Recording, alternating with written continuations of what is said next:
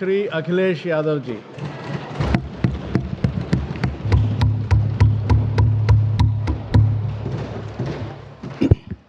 मैं सबसे पहले सभापति महोदय आपका मैं धन्यवाद देता हूं कि मुझे आपने बजट पे बोलने का समय दिया है। मैं तीसरा सदस्य इस पे बोल रहा हूं। मैं अभी में से पूर्व कांग्रेस पार्टी के नेता माननीय शशि थरूर जी जो बात कह रहे थे, उन्होंने बहुत सारे आंकड़े दिए हैं। सभापति महोदय, वही मिलते जुलते आंकड़े हमारे पास भी हैं। जब कभी जवाब आए तो शायद उन आंकड़ों का जवाब भी आए। और जब वो अपनी बातों को ख़त्म कर रहे थे तो वो एक शेर पढ़ के गए हैं। मिर्ज़ा गालिब का एक शेर पढ़ के गए हैं सभापति महोदय। सभापति महोदय, यही शेर अगर बीजेपी को पढ़ना होता तो बीजेपी कैसे पढ़ती? अगर यही शेर बीजेपी को पढ़ना पड़ता तो वो पढ़ते कि हमको मालूम है स्वर्ग की सच्चाई, लेकिन दिल को बहलाने के का गालिब ये ख्याल की जगह सोच अच्छा है। सभापति महोदय, यही फर्क है। सबका साथ, सबका विकास। सभापति महोदय, बोलने से पहले मैं जब बजट को देख रहा था और अक्सर सरकार को पिछले कई सालों से चलता हुआ मैं देख रहा हूं, मैं कहना चाहता हूं, क्यों झूठे ख्यालों में दिन रात करें, जो बनाते हैं हवा में बातों के महल, आओ उनसे कुछ जमीनी बात करें। सभापति महोदय, बजट आने से पहले और बजट आने के बाद पूरा देश और पूरे देश में ये बहस चल रही थी कि अमेरिका को लेकर के डील होने जा रही है। सभापति महोदय, मुझसे पहले अभी जो भारतीय जनता पार्टी की माननीय सदस्य बोल रही थी, और भारतीय जनता पार्टी का ये पक्ष है कि हम लोगों ने दुनिया में बहुत सारे देशों से फ्री ट्रेड एग्रीमेंट कर लिया है। सभापति महोदय, मैं भारतीय जनता पार्टी की सरकार से जानना चाहूँगा, अभी कितने देश और बचे हैं जिससे आप फ्री ट्रेड एग्रीमेंट नहीं कर पाए हैं? कुछ ऐसे भी देश बचे होंगे शायद जिनसे आपकी इच्छा होगी कि हम फ्री ट्रेड एग्रीमेंट कर लें। और सभापति महोदय, का फ्री ट्रेड एग्रीमेंट हो भी जाते हैं। जो लोग कभी रुपए के बारे में बहुत चिंता करते थे, कभी कभी उम्र से, कभी कभी दूसरे लोगों की उससे जोड़ देते थे, इतने सब फ्री ट्रेड एग्रीमेंट होने के बाद और अमेरिका से डील नहीं ढील हुई है, उसके बाद हमारा रुपया कहां पहुंचेगा? और अगर यही डील होनी थी तो 11 महीने इंतजार क्यों कराया? अगर यही डील होनी थी सभापति महोदय, तो 11 महीने किस बात का इंतजार था? हमारे कारोबारियों को या हमारे जितने भी उद्योग से जुड़े लोग हैं, उनके साथ ये परेशानी क्यों? बजट पर सबसे पहला सवाल यही है कि डील पहले बनी है बजट।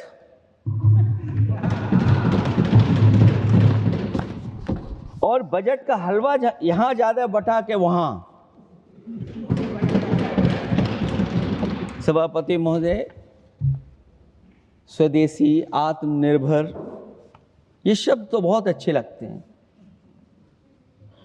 लेकिन जब डील हो गई है तो क्या इस बजट को लाने से पहले आत्मनिर्भरता और स्वदेशी को अपने अपने शब्दकोश से हटा दिया है, या इसको उल्टे अर्थ में विलोम शब्दकोश में डाल दिया है? और ये डील नहीं है जो हम आप सब समझ पा रहे हैं। शायद सत्ता पक्ष के लोग ये नहीं समझ पा रहे होंगे, लेकिन पूरा देश समझ रहा है कि हमने अपना बाजार एक बार और खोल दिया है।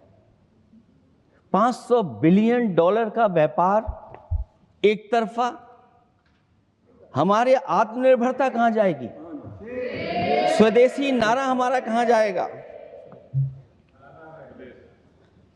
हमारे देश की जनता भाजपा से कह रही है कि जहां तक हमें मालूम है डील एक तरफा नहीं होती है। क्या ये बनी वहां पहुंची यहां जहां जैसे कोई एक पक्षी मान रहा हो? जनता भाजपा से यह भी जानना चाहती है कि 0 बड़ा के 18।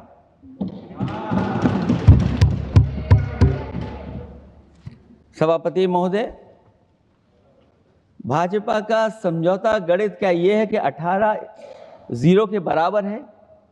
क्या 18 हमारा 0 के बराबर है? देश के किसानों, दुकानों, उद्योगों को बचाने के लिए खोखले शब्दों के अलावा भाजपा के पास कोई और सुरक्षा कवच या संरक्षण योजना है कि नहीं है? इसलिए मैं सभापति महोदय कहना चाहता हूं, ये बजट दिशाहीन है। इस बजट में कोई विजन नहीं है कि 2047 तक हमारा देश विकसित भारत बन जाएगा। और हम जैसे लोगों को, समाजवादियों को तो सरकार से पहले ही उम्मीद नहीं थी, और जिस सरकार से उम्मीद ना हो उसकी बजट से क्या उम्मीद होगी। इस बजट में पीडीए के लिए कुछ भी नहीं है। कोई योजना दलित, पिछड़ा, महिला, गरीब, अल्पसंख्यक या नवयुवक के विकास के लिए नहीं लाई गई है। ऐसा लग रहा है कि सरकार ने इनके बारे में सोचना ही छोड़ दिया है। और अगर जीडीपी हमारी 7% है और नॉमिनल जीडीपी की ग्रोथ केवल 8% है, जो कि लगभग 12% होनी चाहिए थी, इसके कारण लोगों के हाथ में कम पैसा है। और कारण यह भी लगता है कि हमारा प्राइवेट इन्वेस्टमेंट नहीं आ पा रहा है। जो लोग ये कहते हैं कि हम प्रति व्यक्ति आय बढ़ा रहे हैं, जो आंकड़े हमारे पास हैं, जो जानकारी हमारे पास है, वो आंकड़ा यही कहता है कि $3000 के लगभग प्रति व्यक्ति आय हमारी है। और अगर हम दुनिया से जब इतना ही जुड़ गए हैं तो 2025 की जो रैंकिंग है, हमारा स्थान 144वां है, 144th है। तो जहां हम इतना 10, 11, 12 साल से हम इतने बजट ला रहे हैं, क्या हमारे पर कैपिटा इनकम लोगों की नहीं बढ़ पाई? और सदन में, इसी सदन में कई बार ये पूछा गया कि जो लोग राशन प्राप्त कर रहे हैं, गरीबी रेखा से नीचे हैं, कम से कम उनकी पर कैपिटा इनकम क्या, ये तो बताना ही चाहिए सरकार को। और पिछड़ेपन को दूर करने के लिए कोई विजन नहीं दिखता इस बजट में। जैसे जब बजट आता है तो बजट में ढूंढते हैं हम लोग कि हमारे स्टेट के लिए क्या और खास नया आया होगा। उत्तर प्रदेश जैसा प्रदेश जहां पर डबल इंजन की सरकार को बहुत कुछ कहा जाता है कि डबल इंजन की सरकार है, हम विकास भी डबल करेंगे, लेकिन मैं देखता हूं उत्तर प्रदेश के लिए कोई खास योजना ऐसी नहीं आई है जिससे उत्तर प्रदेश के 25 करोड़ लोगों को कुछ मुख्य धारा से जोड़ा जाए। वैसे तो बड़ी बड़ी योजनाएं बताई जा रही हैं कि हमारे कई फ्रेट कॉरिडोर्स बन रहे हैं, वाटरवेज बन रहे हैं, एक्सप्रेसवेज बन रहे हैं, लेकिन उत्तर प्रदेश जहां से प्रधानमंत्री जी आते हैं, भविष्य में जो बनेंगे एक्सप्रेसवे, लेकिन भारत सरकार के बजट से कोई भी अभी एक्सप्रेसवे वहां पर नहीं बना। अगर कोई बना हो, नया बन रहा हो, बड़ा बन रहा हो तो बताएं। और जो बने भी हैं वो उस मानक, उस क्वालिटी के नहीं हैं जिस क्वालिटी के आज विकसित भारत के एक्सप्रेसवे होने चाहिए। जो लोग भ्रष्टाचार पे बड़े बड़े सवाल उठाते हैं, वो कम से कम अपनी सड़कों को देखें, अपने एक्सप्रेसवेज को देखें कि उन्होंने क्या बना करके खड़ा इतने हजारों करोड़ रुपए खर्च करने के बाद। इनके सबसे पहले प्रधानमंत्री अटल बिहारी वाजपेयी जी, उनके नाम से कोई एक्सप्रेसवे बन रहा था। सभापति महोदय, हम लोगों ने अखबारों में पढ़ा कई लोग स्टेटमेंट भी देते हैं कि हम एक्सप्रेसवे बना रहे हैं। उनके नाम से बनने के साथ साथ उनका नाम भी बदल दिया। पहले वो चंबल एक्सप्रेसवे बन रहा था, फिर अटल जी के नाम से एक्सप्रेसवे बन रहा था। लगता है वो जमीन पर नहीं उतरा है, वो केवल कागजों पे बन रहा था। तो ये तो एक्सप्रेसवे की बात हुई। सबसे बड़ा सवाल ये है कि किसान को लेकर के इन्होंने कहा कि किसान की हम आय दोगुनी कर देंगे। आज हमारा किसान इस उदारीकरण में कहां खड़ा है? जिस किसान को लेकर के पूरे देश के सभी राजनीतिक दल चिंतित रहते हैं, इस डील के बाद हमारे किसानों का हाल क्या होगा? और जब सब कुछ विदेश से ही आएगा तो हमारा किसान भारत में क्या उगाएगा, जमीन पर क्या होगा और क्या बेच पाएगा? सभापति महोदय, सरकार ने बड़ा बड़ा बजट पेश किया, कहा कि हम एग्रीकल्चर इंफ्रास्ट्रक्चर तैयार करेंगे, एग्रीकल्चर इंफ्रास्ट्रक्चर से हम मंडियां तैयार करेंगे, बाजार तैयार करेंगे, एमएसपी लागू करेंगे। हमारे किसान जब काले कानून के खिलाफ लड़ रहे थे, बड़ी संख्या में जान चली गई, उसके बाद सरकार कहीं पीछे हटी और उन्होंने काले कानून वापस लिए। लेकिन आज भी किसानों को जो कानूनी गारंटी मिलनी चाहिए वो अभी तक एमएसपी की कानूनी गारंटी सरकार नहीं दे पाई। और जो तेज क्रॉप और हॉर्टिकल्चर क्रॉप और दूध को लेकर के सरकार दावा करती कि हम सब्जियां इतना, हॉर्टिकल्चर क्रॉप्स हमारी इतनी ग्रो कर गई हैं, हम दुनिया में इतना पैदा कर रहे हैं। दूध के जब आंकड़े बताते हैं कि दुनिया में हम दूध का उत्पादन इतना कर रहे हैं, और अगर आपका बजट ही विकसित भारत का बजट है तो हमारे हॉर्टिकल्चर क्रॉप्स और जो हमारा किसान दूध का उत्पादन कर रहा है, दूध का उत्पादन हो रहा है, उसके लिए एमएसपी की गारंटी कब देंगे आप लोग? और गारंटी हम लोग इसलिए मांग रहे हैं क्योंकि उसको घर कैसे बनाएगा, घर कैसे चलाएगा? अगर उसको लाभ नहीं मिलेगा, बच्चों को कैसे पढ़ाएगा, अपनी बेटियों को हंसी खुशी विदा कैसे कर पाएगा? और इधर तो जहां फसल की कीमत नहीं मिल पा रही है, सभापति महोदय, सोने के भाव कहां पहुंच गए हैं? पहले गरीब सोचता था जब हम अपनी बेटी की विदा करेंगे तो कुछ सोने का एक सामान खरीद करके दे देंगे उसको। जैसे जैसे बीजेपी की सरकार चली और आगे बढ़ती गई, 12 साल ऐसे हैं आ गए कि अब तो चांदी तो दूर, अगर यही सरकार चलती रही तो लोहे पर पीतल चढ़ाकर भी गरीब अपनी बेटी की विदाई नहीं करा पाएगा। कैसे अपने भविष्य के लिए 2 पैसे जमा कर पाएगा? मतलब आज क्या खाएगा, कल के लिए क्या बचा पाएगा? ये किसानों के बड़े सवाल हैं। भाजपाई किसानों को लाभ नहीं पहुंचाना चाहते हैं, ये किसी और को लाभ पहुंचाना चाहते हैं। कुछ अदृश्य लोग हैं जिनको लाभ पहुंचाना चाहते हैं, क्योंकि इनका बजट, जो बजट बनाते हैं, वो आम जनता का ना उसमें जिक्र है ना फिक्र रहती है।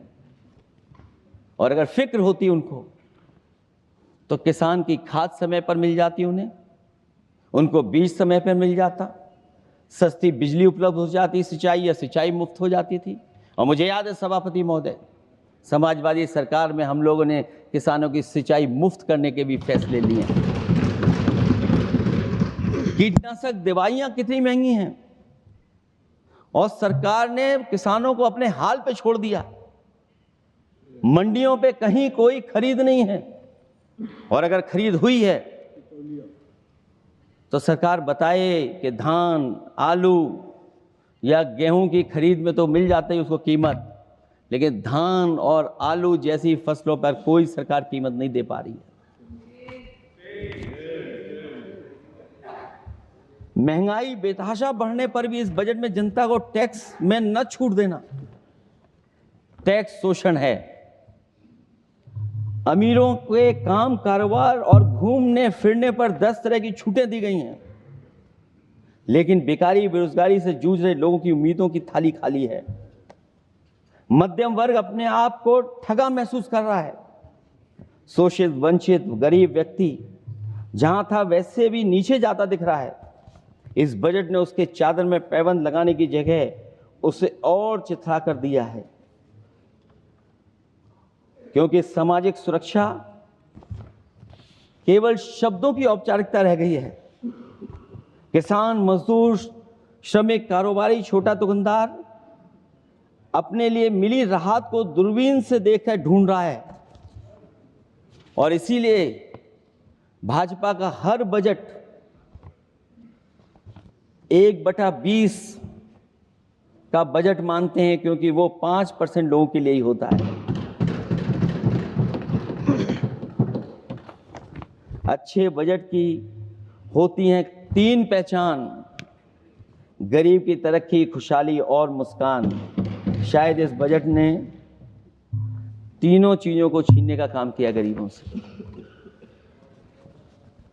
दूसरा विषय, स्वास्थ्य को लेकर के बहुत हमारा गरीब समय समय पे परेशान रहता है।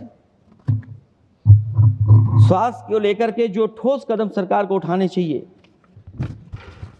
वो सभापति महोदय सरकार नहीं उठाती दिख रही है, और जितना भी स्वास्थ्य सेवाएं हैं वो ठप होती चली जा रही हैं। मैं उत्तर प्रदेश की बता सकता हूं। मुझे याद है सभापति महोदय, पहला जो भारत सरकार और प्रदेश सरकार को मिलकर के पहला हॉस्पिटल, मेडिकल कॉलेज शाहजहांपुर का बना था, जिस समय भारतीय जनता पार्टी के उस समय के स्वास्थ्य मंत्री और मैंने मिलकर के उसका उद्घाटन किया था।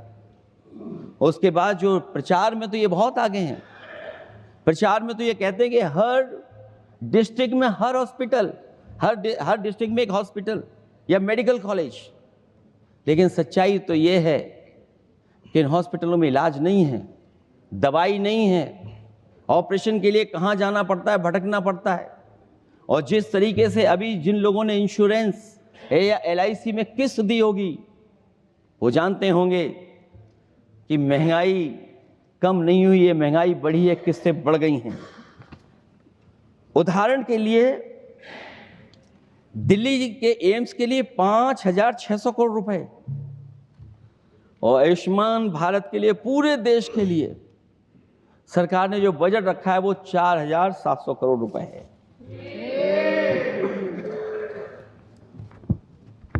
सुनते हैं पहले उपवन में हर ऋतु में बहार गाती थी, कलियों का तो कहना ही क्या, मिट्टी में खुशबू आती थी। ये भी ज्ञात हमें उपवन में कुछ ऐसे भौरे आए थे, सारा चमन कर दिया मरघट, अपने साथ जहर लाए थे। लेकिन अगर चमन वाले ही भौरों के रंग ढंग अपनाएं, माली तुम ही फैसला कर दो, हम किसको दोषी ठहराएं। सभापति महोदय, मैं उत्तर प्रदेश से आता हूं, जहां पर प्रधान संसदीय क्षेत्र है। राजमाता पूजनीय अहिल्याबाई होलकर जी, उनकी मूर्ति थी, उसको बुलडोजर से तोड़वा दिया।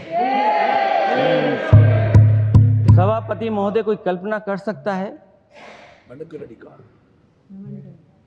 एक मणिकर्णिका घाट जो हमारी पौराणिक पहचान रही, सदियों से हमारी विरासत की पहचान रही, सनातनी काशी की विरासत रही, वहां पे इनकी सरकार ने प्रधान संसदीय क्षेत्र में बुलडोजर चला करके हमारी पूजनीय अहिल्याबाई होलकर की मूर्ति को इन्होंने तोड़ने का काम किया। और सभापति महोदय, केवल एक मूर्ति नहीं, वहां पर अगर हम गिनती करेंगे, 1 नहीं, 2 नहीं, 3 नहीं, 4 नहीं, 5 नहीं, 6 नहीं, 7 नहीं, लगभग 100 मंदिरों को तोड़ने का काम इसी सरकार में हुआ है। केवल मंदिर नहीं तोड़े गए सभापति महोदय,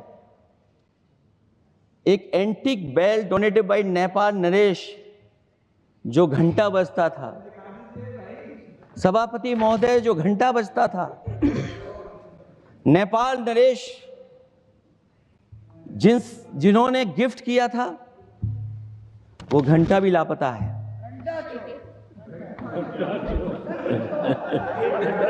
केवल घंटा ही लापता नहीं है।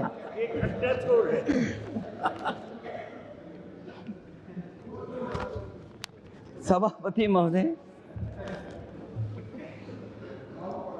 नमामि गंगा को लेकर के हमारे कानों में अभी भी वो बातें गूंजती हैं कि माँ गंगा ने मुझे बुलाया है। क्या बात है कि पिछले 11 साल से माँ गंगा ने बुलाया ही नहीं किसी को। माँ गंगा बह रही हैं, जो उसके पैरामीटर्स हैं, जिस पैरामीटर्स को हर दिन नापा जाता है, उसमें डिसॉल्व ऑक्सीजन, सीओडी, बीओडी और तमाम पैरामीटर्स आज किस हालत में है माँ गंगा। कोई कह रहा था कि अब गंगा बहकर के दूर तक जाएंगी, लेकिन शायद वो ये नहीं जानते होंगे कभी कभी उल्टी गंगा भी बहती है। जब उल्टी बहेगी तो यूपी के आते आते आप बाहर हो जाएंगे। सभापति महोदय, नमामि गंगा, मां गंगा में जुड़ने वाली नदियां, वरना नदी को एक संरक्षण कैसे हो, ब्यूटिफिकेशन कैसे हो, रिवर फ्रंट कैसे बने, उसकी शुरुआत की थी। लेकिन सभापति महोदय, इनकी बुलडोजर सरकार ने उसका काम रोक दिया। काली नदी किस हालत में है। यमुना के बारे में दिल्ली की सरकार जब बनानी थी तो कहा कि हम दुनिया का सबसे बेहतर रिवर फ्रंट बनाएंगे यमुना पर। इसी राजधानी में कहा गया। आज बताइए यमुना की हालत क्या है। और अगर यमुना दिल्ली में गंदी हो रही है तो ये बह करके जब यूपी जाती है तो मथुरा में भी गंदी है। और थोड़ा बहुत साफ गंगा इसलिए हो जाती है क्योंकि जब चंबल का पानी उसमें जुड़ता है, थोड़ी बहुत यमुना साफ हो जाती है। उसके बाद यमुना में भी कोई सफाई का सरकार ने इंतजाम नहीं किया। और आज भी मैं कहता हूं, देश का सबसे अच्छा रिवर फ्रंट अगर कहीं बना है तो लखनऊ में बना है, गोमती रिवर फ्रंट। जो लोग ये कहते हो कि दूसरा रिवर फ्रंट अच्छा है, मैं उनसे कहूंगा कभी लखनऊ के रिवर फ्रंट पर भी घूम करके आइए, तब आपको मालूम पड़ेगा कि रिवर फ्रंट क्या होता है।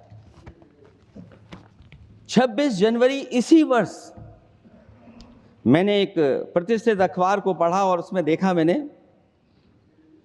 कि high uranium in India's ground water samples लिए गए हैं। एक्सपर्ट्स वार्न कर रहे हैं कि सेवरल हेल्थ रिस्क हैं उससे। Lead pollution alarming in 69 rivers in India contaminated, rivers are contaminated. हमारे पानी में पेस्टिसाइड है, इंडस्ट्रियल वेस्ट है, अनसेफ है ड्रिंकिंग के लिए। हमारी नदियों में मरकरी है, डेंजरस लेवल। और जितनी भी हमारी वाटर बॉडीज हैं इंडस्ट्रियल टाउन्स के आसपास, सब में टॉक्सिक है, मरकरी है, बड़े पैमाने पे डेंजरस है पानी वहां का। और कई जगह इंडस्ट्री का सीधा सीधा वेस्ट जा रहा है। आर्सेनिक लेवल का सोच ही नहीं सकते हम लोग, जो मानक है उससे कई गुना ज्यादा है। ये तो हमारे देश का पानी है जो नदियों में बह रहा है, जो अंडरग्राउंड वाटर बन रहा है हमारा। ठीक ही कहा हमारे माननीय सदस्य ने कि जो संपन्न हैं, प्रिविलेज्ड हैं, वो लोग तो पानी साफ करने की मशीन खरीद सकते हैं। हमारा गरीब क्या खरीदेगा। गरीब की हेल्थ को कितनी परेशानी और रिस्क है। यहां तक कि अंतर्राष्ट्रीय प्लेटफॉर्म पर हमारे देश को भी सुनना पड़ा एक प्रतिष्ठित चैनल पर कि आपके देश में इन्वेस्टमेंट क्यों आएगा, क्योंकि वहां आ ही नहीं सकता है, क्योंकि आपकी हवा खराब है। सोचिए, देश का पानी खराब हो। और ये मैं नहीं कह रहा हूं, पानी खराब सरकार को मालूम है, नहीं मालूम है, लेकिन जो प्राइवेट कंपनियां हैं जिनको अपना पानी बेचना है, तो वो बता रही कि आपके भारत के पानी में क्या क्या है। और ये बात गलत है तो सरकार ऐसी कंपनियों पर प्रतिबंध क्यों नहीं लगाते हैं कि इस तरह अपनी कंपनियों का सामान बेचने के लिए झूठा प्रचार कर रहे हैं। जो चर्चा होने लगती है हवा खराब है, हालांकि उत्तर प्रदेश आते आते सरकार की भी हवा खराब हो जाती है। सरकार सबको डराती है लेकिन सरकार को कोई नमस्कार न करे उसको नहीं डरा सकते आप। हमने तो कहा कि तुम लखनऊ से गए हो, लखनऊ का जो अदब है, लखनऊ का जो हमारी पहचान है, कम से कम अगर नमस्कार नहीं कर सकते तो आदाब तो कर ही देते वहां जाकर। जो लोग पिछड़े पीडीए उनके पक्षधर बनते हैं, आरक्षण को लेकर के कहते हैं कि हम आरक्षण देंगे, उनकी सरकारों में क्या अपॉइंटमेंट हो रहे हैं। मुझे याद है इससे पहले जब बहस हुई थी सदन में, वहां से बात निकली थी कि किस तरीके से अपॉइंटमेंट हो रहे हैं यूनिवर्सिटीज और कॉलेजेस में। मैं उसी पे कुछ कहना चाहता हूं। ये अपनी अपनी किस्मत है, कुछ कलियां खिलती हैं ऊपर और दूसरी मुरझा जाती हैं झुके झुके जीवन भर भूं पर। माना बदकिस्मत है, लेकिन क्या वे महक नहीं सकती हैं? अगर मिले अवसर अंगारे सी क्या दहक नहीं सकती हैं? जिस तरीके से आरक्षण पर खिलवाड़ हो रही है उसकी कोई कल्पना नहीं कर सकता था। विकसित भारत तभी विकसित भारत माना जाएगा जब हमारे पिछड़े, दलित, आदिवासी, अल्पसंख्यक मुसलमान भाई को बराबर का हक मिलेगा। और जब तक हक नहीं मिल रहा उनको, तब तक शायद विकसित भारत का देखने का सपना आधा अधूरा है। अभी अभी सुप्रीम कोर्ट ने कहा है माइग्रेशन को लेकर के, सुप्रीम कोर्ट ने 16 जनवरी को एक फैसला पलट दिया। हाई कोर्ट के फैसले को पलटते हुए फैसला सुनाया कि यदि आरक्षित वर्ग का कोई उम्मीदवार बिना किसी छूट का लाभ लिए अगर अनारक्षित वर्ग से ज्यादा नंबर प्राप्त करे तो उसे अनारक्षित वर्ग में सेलेक्ट किया जाएगा। क्या सुप्रीम कोर्ट भी कह रहा है? हमारे सरकार की भी नियत है कि सबको आरक्षण मिलना चाहिए जिनका हक हो। हमारे प्रधानमंत्री जी भी कहते हैं हम पिछड़े हैं। हमारे दूसरे नंबर के नेता, क्योंकि उन्हें सनातनी बनना था, अपना धर्म बदल के दूसरा धर्म लिख लिया उन्होंने। तो कम से कम पिछड़ों का तो ख्याल करिए आप। जब पिछड़ों का ख्याल करोगे तभी आपका देश विकसित बनेगा, भारत विकसित बनेगा। अगर आप पिछड़ों को छोड़ देंगे, दलितों को छोड़ देंगे, आदिवासियों को छोड़ देंगे, अल्पसंख्यक भाइयों को छोड़ देंगे, तो आप कैसे विकसित भारत बनाएंगे? एक आर्थिक बराबरी है, दूसरी सामाजिक बराबरी है। और मुझे लगता है बजट से ना आर्थिक गैर बराबरी दूर हो रही है, ना सामाजिक गैर बराबरी दूर हो रही है। और इनकी सरकार में कितना भेदभाव है। सभापति महोदय, केवल चुनाव जीतने के लिए सोचिए, एक 72 साल के बुजुर्ग पर मोईद खान साहब, आप जानते होंगे आपके क्षेत्र में, बदरसा टाउन एरिया। सभापति महोदय, बीजेपी का लक्ष्य केवल है चुनाव जीतना। इन आंकड़ों से क्या मतलब? और आंकड़ों के अगर ये ठीक आंकड़े होते सभापति महोदय, तो इन्होंने कहा था कि बुलेट ट्रेन हम 1 लाख करोड़ की बनाएंगे। आज बुलेट ट्रेन 2 लाख करोड़ की कैसे हो गई? सभापति महोदय कहा कि हम 1 लाख करोड़ में बनाएंगे बुलेट ट्रेन। और बुलेट ट्रेन केवल संपन्न स्टेटों में क्यों? हमारे बंगाल, बिहार और यूपी में क्यों नहीं? और अगर आप हाई स्पीड बुलेट ट्रेन लाना चाहते हैं तो 1 लाख करोड़ का बजट दिया था, 2 लाख करोड़ बजट हो गया। यूपी में जब बनेगा तो पता नहीं कब बनेगा, कौन जानता है कब बनेगा। चुनाव जीतने के लिए इनकी सरकार के लोगों ने झूठा फंसाया। ये सब जुमला है, जुमला। झूठा फंसाया, और इसलिए फंसाया कि वो मुस्लिम है, इसलिए फंसाया। 72 वर्ष के बुजुर्ग को 19 महीने जेल में रखा गया। समाजवादी पार्टी को बदनाम किया गया, और केवल इसलिए कि चुनाव जीत जाएं आप, अयोध्या का चुनाव जीत जाएं, क्योंकि अयोध्या का चुनाव आ रहे थे आप लोग। मैं अयोध्या की महान जनता का धन्यवाद देता हूं कि उन्होंने कम्युनल पॉलिटिक्स का समापन किया है। वो विकास के रास्ते पे जाना चाहते हो। मैंने पहले भी कहा, फिर कहता हूं, आपका विकास अयोध्या का तो मैं जानता हूं कैसा है, क्योंकि लोगों ने काशी को क्यूटिव बनते नहीं देख पाए। अगर हम सब सदस्य हैं और हमारे प्रधान संसद के संसदीय क्षेत्र को अगर हम क्यूटो न बना पाए, आप विरासत मिटा रहे हैं वहां पर।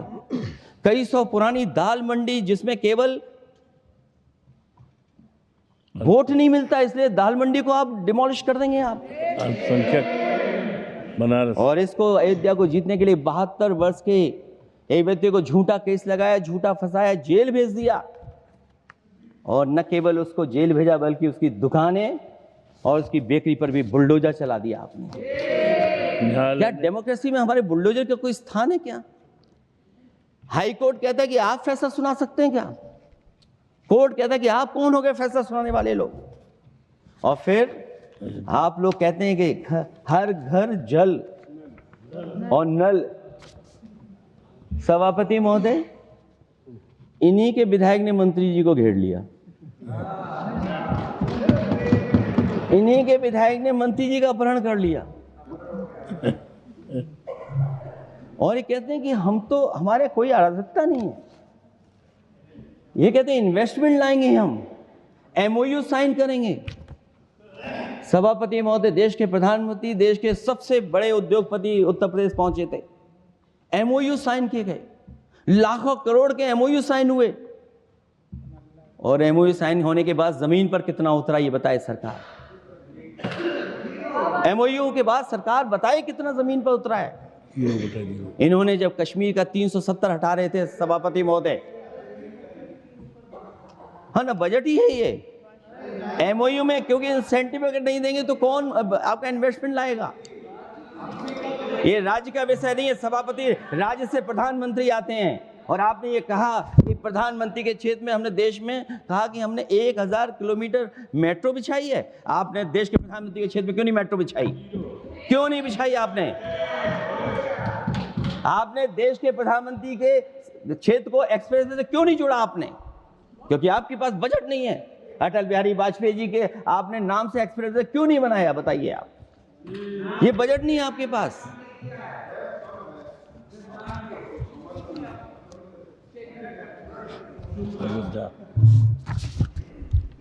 अयोध्या एयरपोर्ट घोटाला, एयरपोर्ट बनते ही पानी टपकने लगा।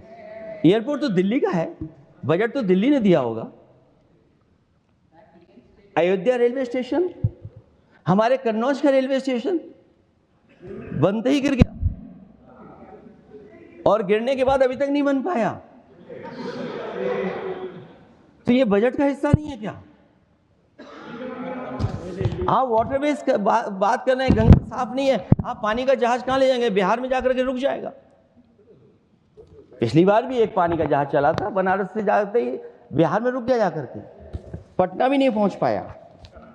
Rampath, sewer line smart city का हिस्सा है। आपका स्मार्ट सिटी कैसा है? इंदौर में पानी पीने से कितने लोगों की जान चलेगी सभापति महोदय? और कोई शहर बता दीजिए जहां कूड़ों का ढेर ना हो। जब देश के प्रधानमंत्री जी ने झाड़ू उठाया हो और उसके बाद भी कहीं कूड़ा ना हटे सभापति महोदय। भजन संध्या स्थल घोटाला हुआ, अंतर्राष्ट्रीय मीडिया सेंटर बनाया, उसमें भी पानी गिर रहा है। लाइट सजावट की चाइनीज आई हैं। हमारे देश का कारोबार कैसे उलझा दिया आपने? चीन और अमेरिका और थोड़ा बहुत रशिया, विदेश नीति तो असफल हुई है, लेकिन हमारा बाजार को भी पूरा बेच दिया। और चीन के सवाल पर सभापति महोदय, चीन हमारी जमीन पर भी निगाहें रखे हुए है और हमारे बाजार पे भी। इसलिए जो सरकार फैसला ले बड़ी सावधानी से ले। मैं कितनी बातें बताऊं, वहां पर 6 लाख जमीन ले लिया, जमीनें जाने कहां चली गई हैं। इसलिए सभापति महोदय, ये बजट दिशाहीन है। ये 2047 में हमारा विकसित भारत तो नहीं बनेगा।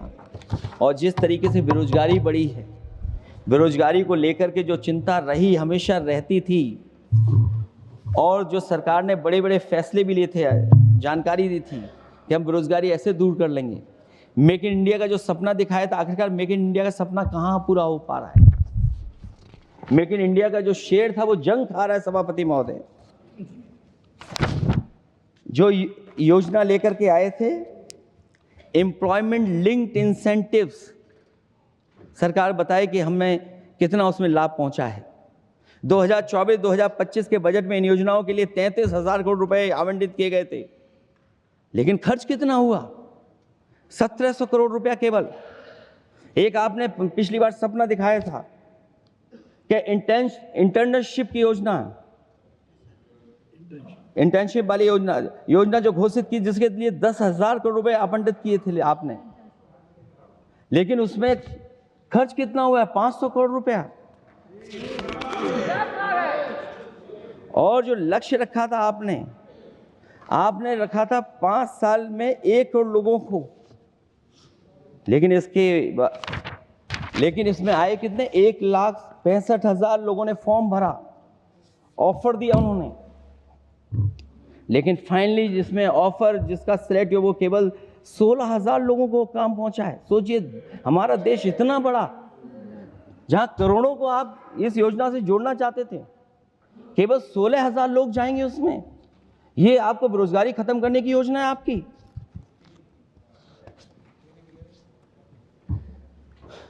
माननीय वित्त मंत्री जी के सदन के सामने स्थिति स्पष्ट करनी चाहिए कि मनरेगा एक महत्वपूर्ण योजना थी जिसमें गरीबों को ग्राम स्तर पर रोजगार मिलता था, राइट टू वर्क के अनुसार थी। इस योजना को समाप्त करते हुए आपने क्या नाम रखा है? बीबी राम जी। और हमारे राम जी कहाँ बैठे हैं? कहाँ है हमारे राम जी? पीछे बैठे, जिन्हें बचपन से हम देखते आए राम जी। ये हमारी खुशकिस्मती है कि राम जी सदन में बैठे हैं, लेकिन आप राम जी का अपमान कर रहे हैं। आपको उनको यहाँ नहीं बैठा सकते, आपको यहाँ बैठाना चाहिए नंबर 2 पर। अगर आप सच्चे मायने में सभापति महोदय बीपी राम जी, आप कृपया देखिए, वित्त मंत्री राम जी को ही नहीं जानती हैं। अखिलेश जी हे भगवान, हम क्या करें अब? अखिलेश जी, आप कृपया बजट पे आ जाइए। आप कृपया बजट पे आ जाइए अखिलेश जी। सभापति महोदय, बजट पे आइए, बजट पे आइए। एक मिनट, क्या बोले? फिर बोलना दोबारा। नहीं, आप बजट क्या बोलिए? नहीं, सभापति जी बोलिए। नहीं सभापति महोदय, नहीं, जिन्होंने गोली चलाई वो आपका राम मंदिर बना रहे हैं। सभापति महोदय, जिन्होंने गोली चलवाई वो राम मंदिर बनवा रहे हैं। अगर कुछ पता ना हो तो जाकर के पूछ लेना, पता कर लेना। आधी अधूरी जानकारी के साथ मत आया करो यहाँ पर। अब आप बताइए सभापति महोदय, बीवी राम जी नाम बदल दिया आपने। यूपी जैसा बड़ा स्टेट, उसको क्या मिलेगा अब, जहां पर 1,000 ग्राम सभाएं अर्बन हो गई हैं। जब 1,000 ग्राम सभाएं अर्बन हो गई हैं और 40% व्यय प्रदेश सरकारों पर डाल दिया गया है, ये स्कीम कैसे चलेगी आपकी? मैंने पहले ही कहा था कि एमएसपी की लीगल गारंटी मिलनी चाहिए। और जिस तरीके से किसान आत्महत्या कर रहा है, एनसीआरबी के आंकड़े सरकार के पास होंगे कि किसान कितनी आत्महत्या कर रहा है। जिन्होंने ये कहा कि 2022 तक हम दोगुनी आय कर देंगे। आप बताइए, आलू की पैदावार की क्या आय दोगुनी हो गई? धान की पैदावार करने वाले की आय दोगुनी हो गई। आपको गाय से बहुत प्रेम है। हमारे क्षेत्र में खुद एक काऊ मिल्क प्लांट बना, यूपी का पहला काऊ मिल्क प्लांट। आपकी सरकार ने उसको बंद कर दिया। आप कहते गाय की सेवा करो, लेकिन पहला यूपी का काऊ मिल्क प्लांट वो आपसे बंद हो गया। अगर शायद हम ऊंट के मिल्क की चॉकलेट बना रहे होते उस प्लांट से, तो वो प्लांट चलता रहता। आय दोगुनी कितनी हुई है बताएं सरकार? मत्स्य पालन और पशुधन विकास की तरफ सरकार का कोई ध्यान नहीं है। सरकार का कहना है कि वित्त अच्छी हुई है, लेकिन क्या कारण है कि एफडीआई में लगातार कमी आ रही है? विदेशी इन्वेस्टर्स क्यों बाहर ले जा रहे हैं? भारत में इन्वेस्ट करने के लिए क्यों नहीं इच्छुक हैं? और शेयर मार्केट क्यों इतनी जल्दी गिर जाता है? रुपए के मूल्य में डॉलर के विरुद्ध निरंतर गिरावट आ रही है। और इसके बाद सभापति महोदय, इस डील और ढील के बाद हमारा रुपया कहां होगा, ये सरकार जरूर बताए हमें। मैन्युफैक्चरिंग में कोई सुधार नहीं हो रहा है। अभी भी हम जीडीपी के 15% पर मैन्युफैक्चरिंग पर निर्भर हैं, जबकि मैन्युफैक्चरिंग के शेयर मेक इंडिया के अनुसार अभी तक 25% होना चाहिए था। इससे स्पष्ट लगता है कि मेक इन इंडिया, आत्मनिर्भर भारत और PLI योजना सफल नहीं हो पाई हैं, और उसी का परिणाम है कि आज हमारे नौजवानों को रोजगार और नौकरी नहीं मिल पा रही है। सरकार उद्योगपतियों के साथ खड़ी है। सरकार द्वारा लेबर कोड्स लाए गए हैं, जिन लेबर रिफॉर्म्स के रूप में दर्शाया जा रहा है वो लेबर कोड एम्प्लॉयर के हित में है, लेबर के पक्ष में नहीं है और मजदूरों के नहीं है। अब अधिकांश उद्योगों द्वारा लेबर को कोई भी नौकरी से निकाला जा सकता है। इतना तानाशाही होगी कि जब चाहेंगे तब निकाल देंगे। उनके 8 घंटे से अधिक काम कराया जा सकता है। परमानेंट एम्प्लॉयमेंट की बजाय कॉन्ट्रैक्चुअल एम्प्लॉयमेंट की व्यवस्था की है सरकार ने। सोचिए, यही सरकार है कि सबका साथ सबका विकास। एयर पॉल्यूशन को लेकर के मैं पहले ही कह चुका हूँ, और शहरी विकास तो इनका मैंने क्यूटो को मैं देखा है, इसलिए उस क्यूटो के बारे में मैं ज़्यादा नहीं कहना चाहता हूँ। अंत में मैं इतना ही कहूँगा कि स्वास्थ्य और शिक्षा के केवल 10% और 14.2% बजट बढ़ाया गया है, जबकि पिछले वर्ष का पूरा बजट इन दोनों मदों में खर्च ही नहीं किया गया है। आखिरकार सरकार बताएगी खर्च क्यों नहीं हुआ, आखिर क्या कारण है, किसकी वजह से खर्च नहीं हुआ है। जल जीवन मिशन में 50,000 करोड़ रुपए खर्च नहीं हो पाए हैं, और प्रधानमंत्री आवास योजना में 40,000 करोड़ रुपए, और हमारे देश के प्रधानमंत्री ने गांव गोद लिया था। वो लगता है उस गांव को अनाथ छोड़ दिया है प्रधानमंत्री जी ने। वो गांव ही अनाथ छोड़ दिया है। RBI के डेटा के अनुसार इनकम में जो नीचे 80% हैं, उनकी इनकम का शेयर 36% से घट करके 32% हो गया है, और हर वर्ष में रियल वेजेस 2% कम हो रही हैं। आखिरकार इसका कारण क्या है? मुझे उम्मीद है सरकार बताएगी कि इसका कारण क्या है कि जिसकी वजह से लगातार गिरावट होती जा रही है। मैं रैंकिंग में नहीं जाना चाहता हूं कि हमारी रैंकिंग कहाँ है, गैर बराबरी की रैंकिंग में हम कहाँ पहुंच गए हैं, हम कितना नीचे पहुंच गए हैं।